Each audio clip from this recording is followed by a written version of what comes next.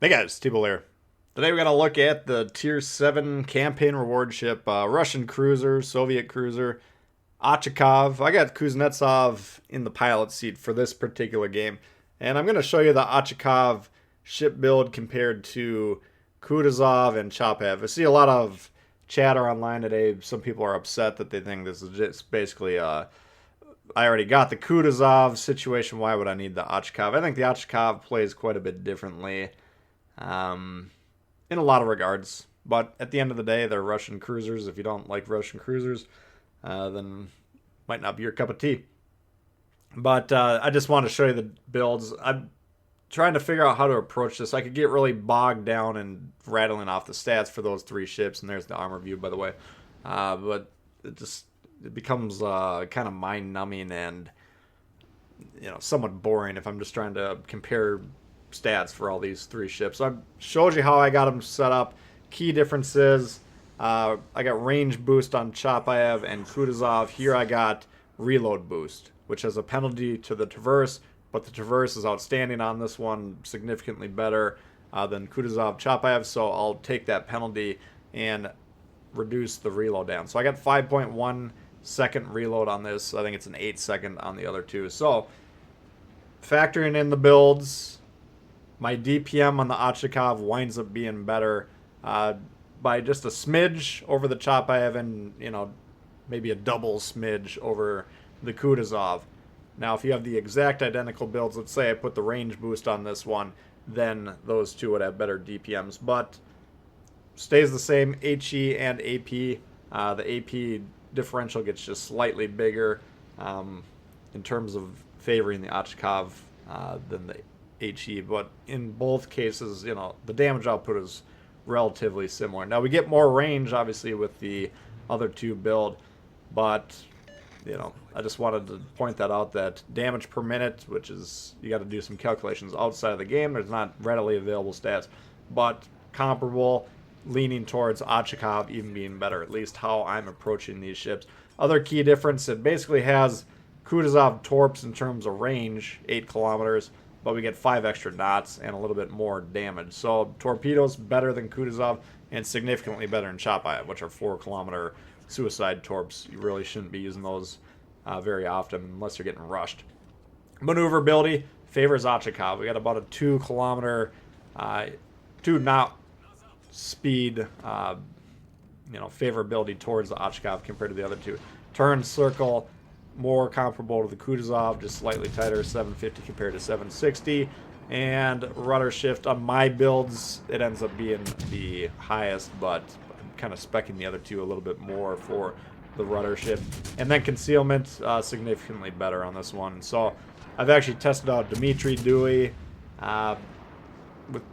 with the intention of running kind of a stealth radar build. Now, if you run Dmitry Dewey, he's got the slot 2 concealment perk available, and then I put Macau on that build as well.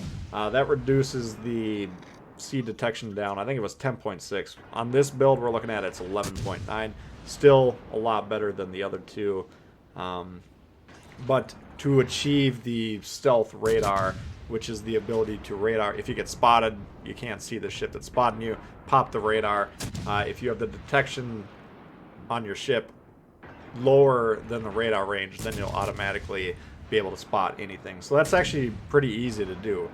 Even if you don't want to put Macau on there or any special commander, I think it's just the radar range is 0.2 kilometers shorter than the detection range on this Kutuzov build or Kuznetsov build, whatever his name is. So, what you need to understand when you're going against this ship, even if you don't decide to pursue the campaign or you don't wind up getting this, if you're a destroyer player and you are the one spotting Ochakov, it's very, very likely that you're either currently in his radar range or you're just on the edge of it. I can't imagine a build where that's not going to be the case, but perhaps it's conceivable. I just haven't thought about it. But in general, you got long-range radar. Same radar as the Chapayev, in fact, but detection of the ship significantly reduced. I got 13.7 on my Chapayev build, 11.9 on this particular version that we're looking at in this game. So that adds more elements of possibilities. And basically the Ochakov, out of these three ships, I think it's the most Plastic, in terms of what you want to do, is that the correct way of putting it? I don't know. It's the one, it's got the most options, all right? You can run it more as a traditional Soviet cruiser. If you want to focus on the range, you got outstanding, firepower, good accurate guns at range. You can see these long range shots here where I have no trouble hitting these targets. So you can really spec it up like I tend to spec up most of my Russian cruisers. Something that's going to be at range, kind of more of a kiting formation often. You can go more of a mobility build, kind of mirroring like Makawa build on Japanese cruisers, dodge ability, speed, that type of thing. Or you can go for, stealth, radar. Armor scheme, if you harken back to the armor at the beginning of the video, not the greatest. So you're going to have to be careful if you're getting up close and personal with these ships. You got to make sure that you're controlling the engagements. If you get caught by some sort of battleship that you can't take on close range, you're going to get slapped around. So you got to be careful if that's how you're electing to do it. But, even having that option, even if that's not going to be your primary philosophy when you're taking the ship out for a spin, that option is always available. And by the way, haven't talked about the game in the background much yet, and we'll see how much we get to it. But I did pick this game out because we got a lot of examples of different ballistics, shell types against different ship types. So a lot of HE against flat surfaces, angled surfaces, a lot of AP against battleships, cruisers, whatever. So I thought a lot of you guys always want to see what the guns are, and I thought out of the 8 or 9, maybe 10 videos that I've shot so far, this is probably at the most variety in terms of what we're shooting at, and giving you good examples of the results. So you can keep an eye on those numbers and the results in the background. I do run EOP on this, by the way. That cuts your fire chance down by about half. That's another thing I noticed when I put the Dmitry Dewey on there for a couple of games. The fire chance shot way up, of course, because you don't have the EOP, which enhances the penetration of these shells significantly, but cuts down the fire chance significantly. So it's kind of a trade-off. But usually you want to run that when possible on your light cruisers. So if you're going to run a Dmitry Dewey, or I don't know if Makarov has the EOP or not. I've never really tested that guy out extensively. But if you're using a non-EOP build, you got to understand your damage output's probably going to drop a little bit, but you might randomly in certain games get more damage just due to the fires going up. So anyway, we can jump into this game here. We've secured our flank in C. You can see the guys that punched through there are going south, pursuing that Siegfried that we've wounded. We're not focused on chasing ships off into Timbuktu, though. We understand we got the flank, the eastern flank in this case, and the center. All we got to do to win this game is defend the center. Now, we got a pretty good ship lead. We got 3 extra ships at this point in time, and we've killed both their destroyers. We got both of our destroyers as well. So that's the setup here. We're just going to be basically burning these guys down. You'll see I'm going to react to where the Lenin's going. If he's going north, then I'm going to want to go south. That way I can keep that center island in between us with greater ease. And then he'll kind of turn back the other way, and then we'll just adjust which way we're doing. So you can keep an eye on that stuff in the background. Nothing too wild this game. But Ochakov, do I like this ship? Yeah, I think I'm kind of surprised. I'm not a huge Russian cruiser freak or anything. It's not my most played line by any means. I think this one is probably the most versatile, at least out of the tier 7s. The other ones, the mobility always gets me. You got to kind of focus on that with your build a lot, just to make it livable. If you don't focus on the mobility at all, well, then you're going to get blasted, because none of these cruisers have the armor schemes to be withstanding wicked salvos. So you got to be relying on dodging or using the range. In the chop I have Kutuzov case. Kutuzov, of course, you got the smoke, which is really nice. That adds an extra element or an extra dimension to that style.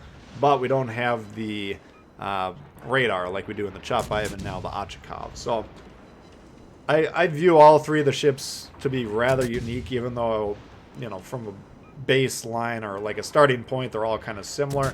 But just due to the tweaks that are involved by, enhancing the mobility here, or the damage per minute there, or whatever, or the damage output alpha, whatever you want to look at it, all the different tweaks for each of these three ships, in my view, kind of makes them play a little bit differently. So I think this one's probably got the most options. I think it's probably the most interesting of the three, in my opinion.